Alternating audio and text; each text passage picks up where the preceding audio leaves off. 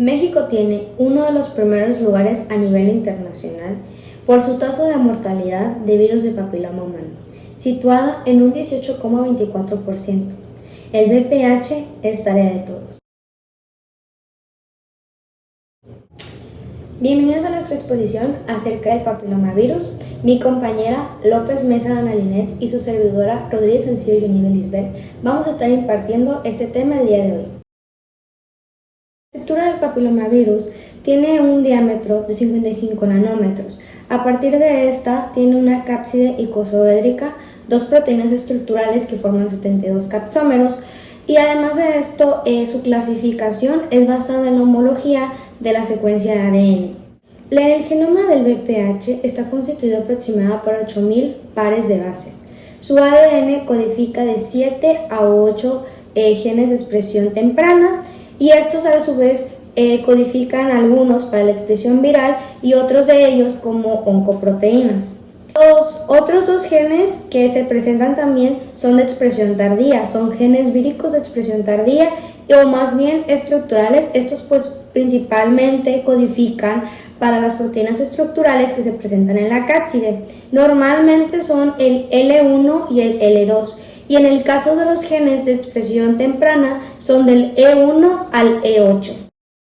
La replicación comienza con la proteína L1 de este virus, y esta es una proteína de unión vírica e inicia totalmente la replicación al unirse a las diferentes integrinas de la superficie celular.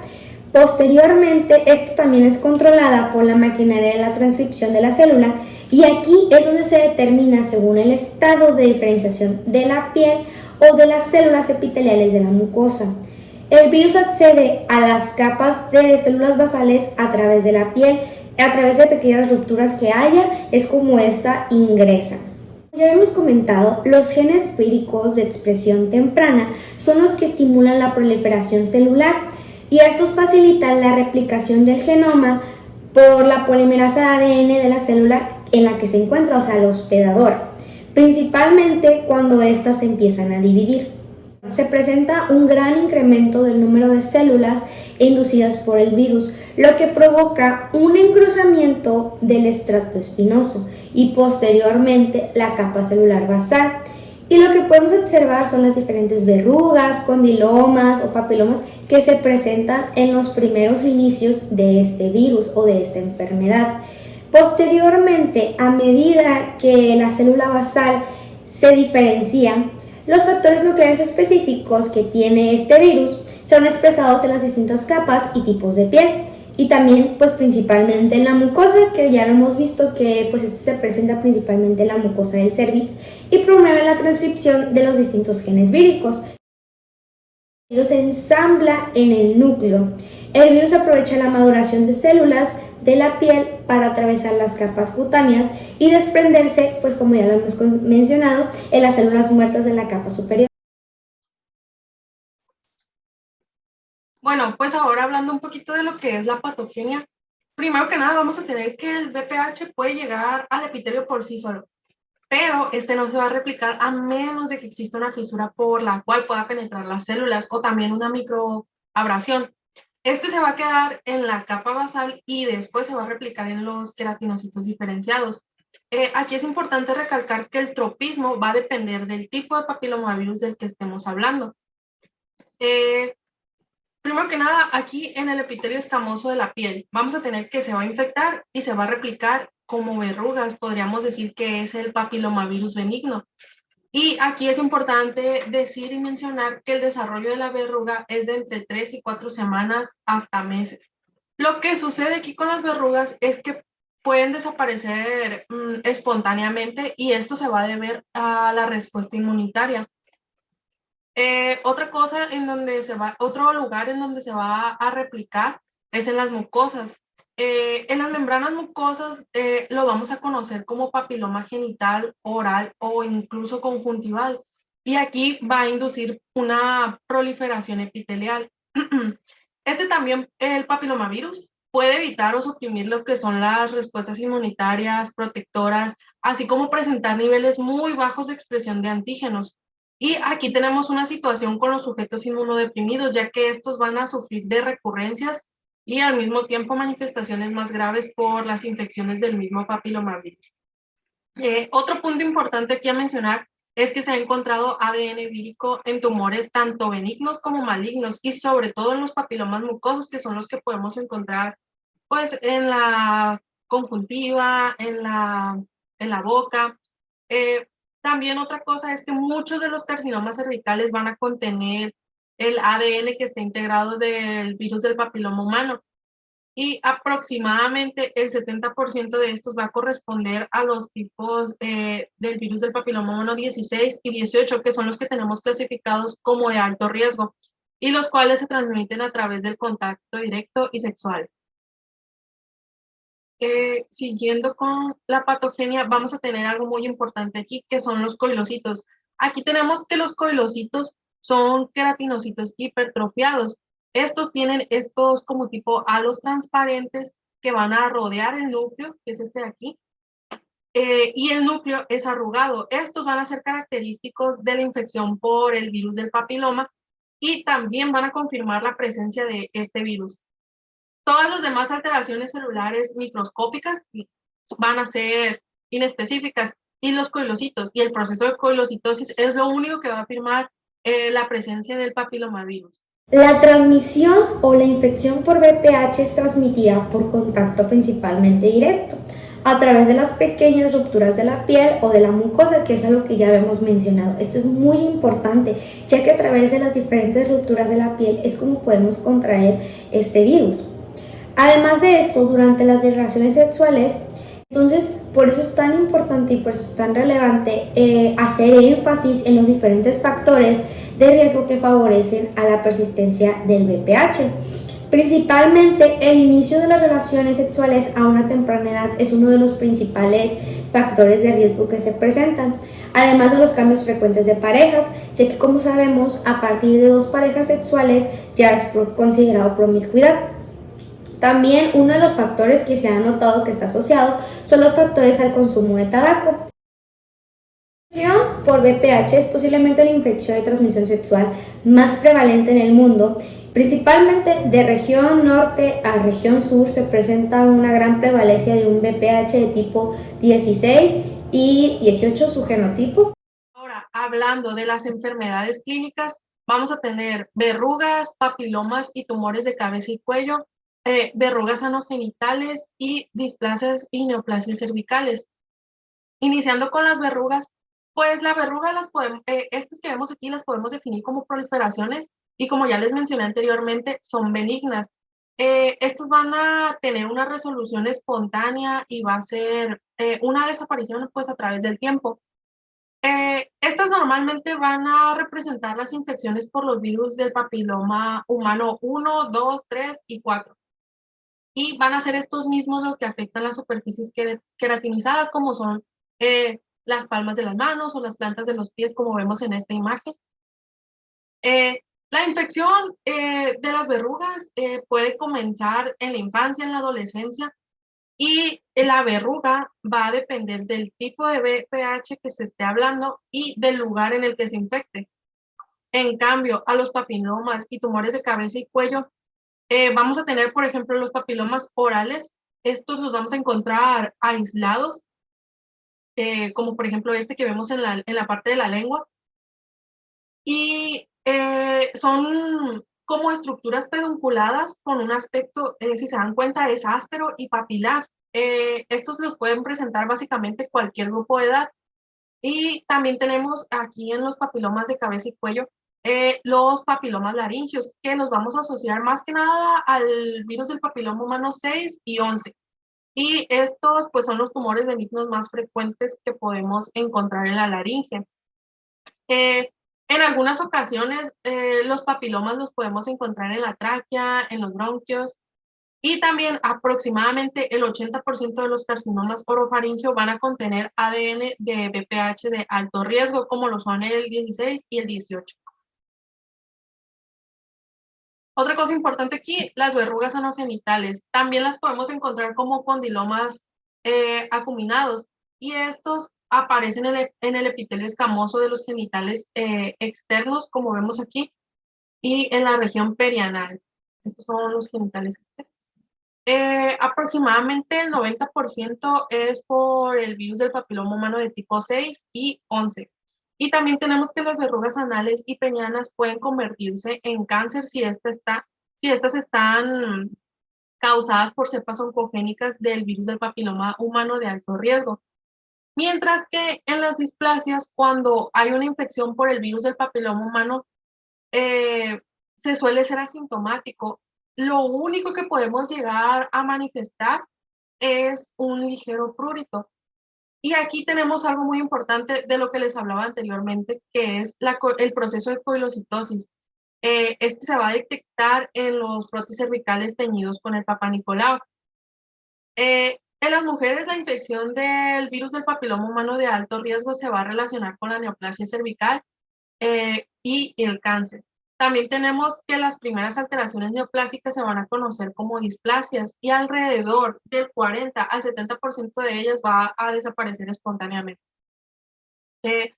Otra cosa es que se dice que el cáncer cervical, que es este que vemos aquí, se va desarrollando a partir de una neoplasia leve. Aquí empezamos normal, luego de grado bajo, luego se va a una neoplasia moderada y finalmente a una neoplasia grave que termina en cáncer. El tiempo del proceso, de este proceso de convertirse de una neoplasia leve a un carcinoma, va a ir desde 1 año hasta 4 años. En esta diapositiva pues se presenta una imagen de cómo se ve a grandes rasgos las manifestaciones del virus del papiloma.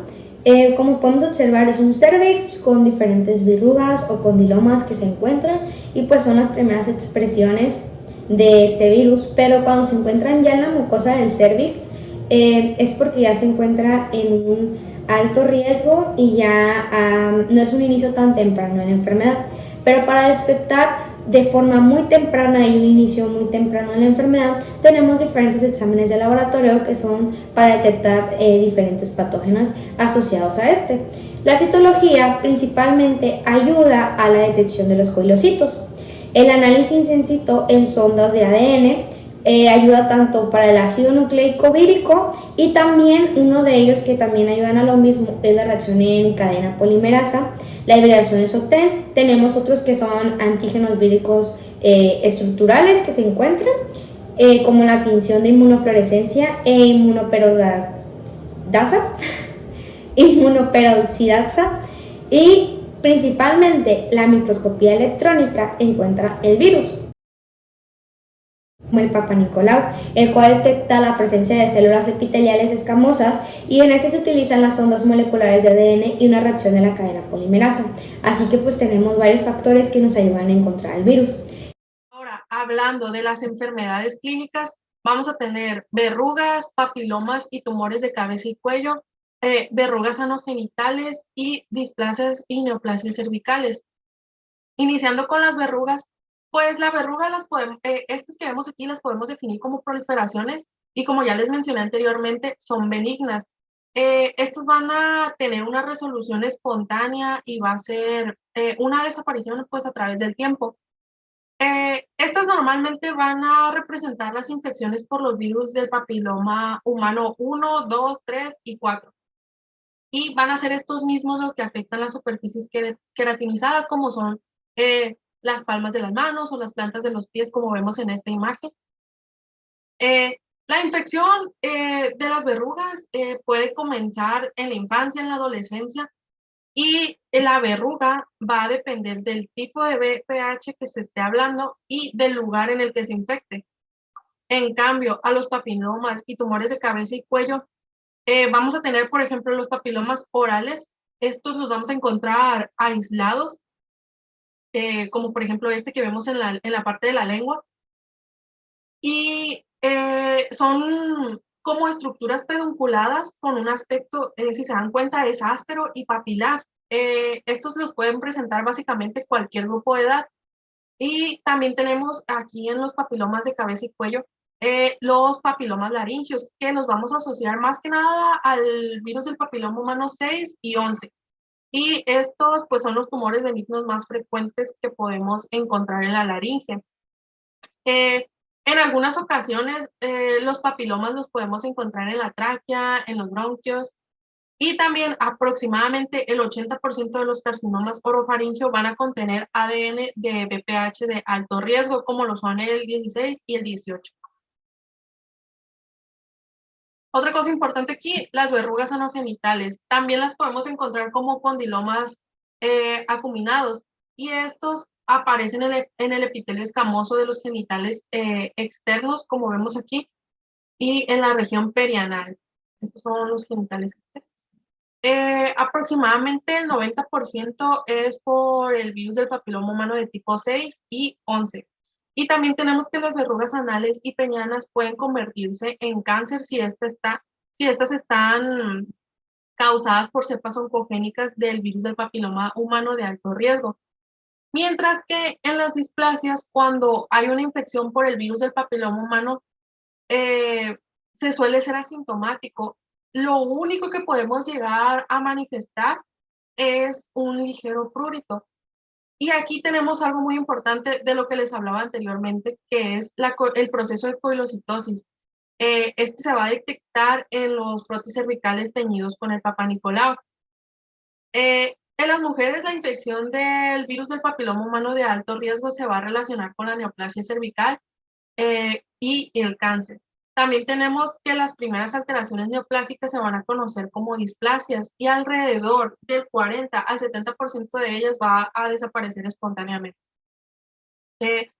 Otra cosa es que se dice que el cáncer cervical, que es este que vemos aquí, se va desarrollando a partir de una neoplasia leve. Aquí empezamos normal, luego de grado bajo, luego se va a una neoplasia moderada, y finalmente a una neoplasia grave que termina en cáncer. El tiempo del proceso, de este proceso de convertirse de una neoplasia leve a un carcinoma, va a ir desde 1 año hasta 4 años. Ahora, finalmente, con el tratamiento, primero que nada, la prevención. La vacunación contra el VPH está disponible tanto para niñas como niños a partir de los 11 años, que es esta edad, ya que es antes de que empiecen a tener relaciones sexuales. La vacuna que se utiliza es una vacuna nonavalente que va a abarcar los tipos 6, 11, 16, 18, 31, 33, 45, 52 y 5. Y pues esta vacuna tiene el propósito de evitar tanto el cáncer cervical como el peniano, así como las verrugas anogenitales de las que hablábamos anteriormente. Pero, sin embargo, algo que hay que remarcar mucho en esto de la vacunación es que no va a sustituir a los estudios de Papá Nicolau. Sin embargo, aún con la vacuna, la mejor manera de evitar la transmisión de verrugas es evitar el contacto directo con el tejido infectado.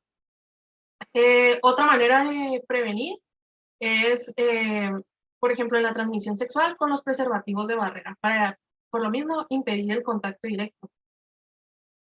En tanto a las verrugas y su tratamiento, pues tenemos, por ejemplo, en este papiloma laríngeo que vemos aquí, se suele recurrir a lo que es la extirpación quirúrgica, ya que algunas veces, por ejemplo, en pacientes pediátricos, puede impedir el flujo de aire en las vías respiratorias.